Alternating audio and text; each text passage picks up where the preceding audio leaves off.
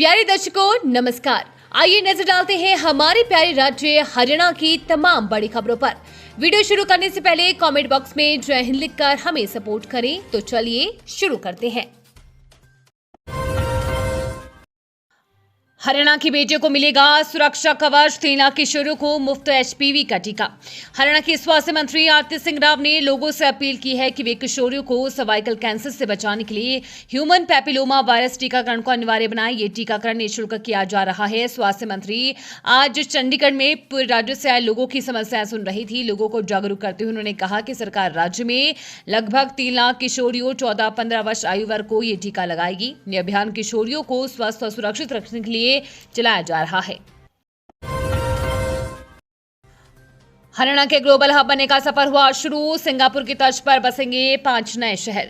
हरियाणा के उद्योग एवं वाणिज्य मंत्री राव नरबीर सिंह ने कहा कि लगभग 135 किलोमीटर लंबा कुर्ली मानेसर पलवल एक्सप्रेसवे राज्य के औद्योगिक विकास का मुख्य आधार बनेगा और विकसित भारत 2047 के विजन को साकार करने में अहम भूमिका निभाएगा। उन्होंने कहा कि वर्ष 2031 की अनुमानित जनसंख्या को ध्यान में रखते हुए सरकार ने एक्सप्रेसवे के दोनों और 5 नए शहरों को विकसित करने के उद्देश्य से पंचग्राम विकास प्राधिकरण का गठन किया। हरियाणा में फार्म टूरिज्म और होम स्टे को मिलेगा बड़ा बढ़ावा, कैबिनेट से मिलेगी मंजूरी।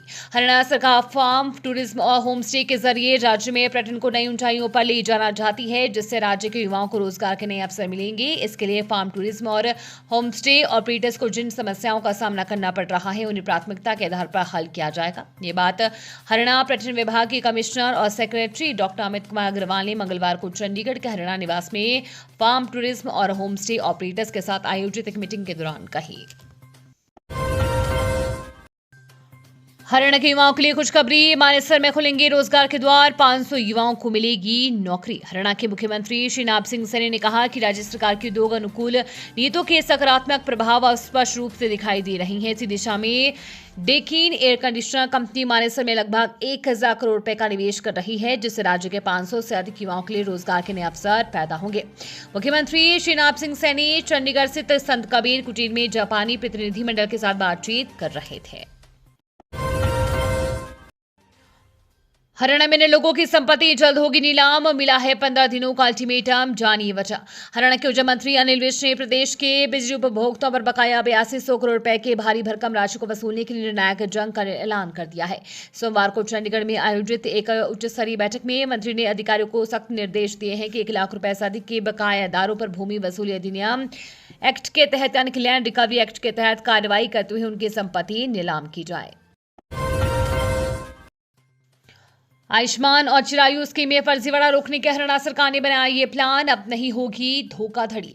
आयुष्मान भारत और चिरायु योजना के तहत किए जा रहे दावों का थर्ड पार्टी ऑडिट कराया जाएगा। स्वास्थ्य एवं परिवार कल्याण विभाग के अतिरिक्त मुख्य सचिव डॉक्टर सुमिता मिश्रा ने Haryana medical services corporation limited को ऑडिट और क्लेम प्रक्रिया के लिए थर्ड पार्टी एडमिनिस्ट्रेटर को निर्देशित किया है।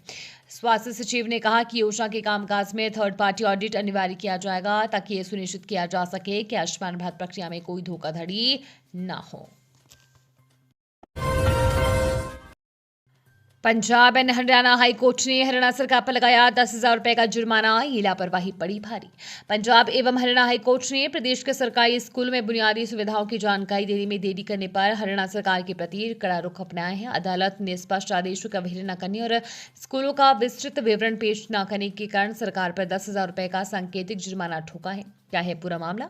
एक जनहित याचिका पर सुनवाई करते हुए हाईकोर्ट ने हरियाणा के सरकारी स्कूल में पेयजल शौचालयों की स्थिति, बिजली और चारदीवारी जैसी मूलभूत सुविधाओं पर विस्तृत रिपोर्ट मांगी थी। पानीपत में महिला ने उठाया खौफनाक कदम, पूरा मामला जान उड़ जाएंगे होश। हरियाणा के पानीपत से एक हृदय विदारक घटना निकलकर सामने आई है। यहां एक वैवाहिक कलह से परेशान होकर खौफनाक कदम उठाया है। दरअसल पानीपत के आसन कला गांव में महिला ने संदिग्ध परिस्थितियों में अपनी जीवन लीला समाप्त कर ली। इसके बाद मायके पक्ष के लोगों ने ससुराल पक्ष के लोगों पर गंभीर आरोप लगाए। पेहुआ में 2 शराब के ठेकों पर चोरों ने किया हाथ साफ, हजारों रुपए ले उड़ गए, सीसीटीवी में कैद हुई वारदात।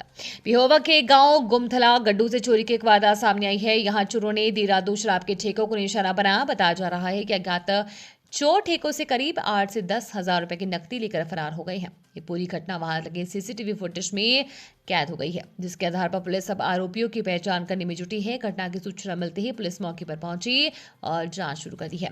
आसपास के लोगों से भी पूछताछ की जा रही है।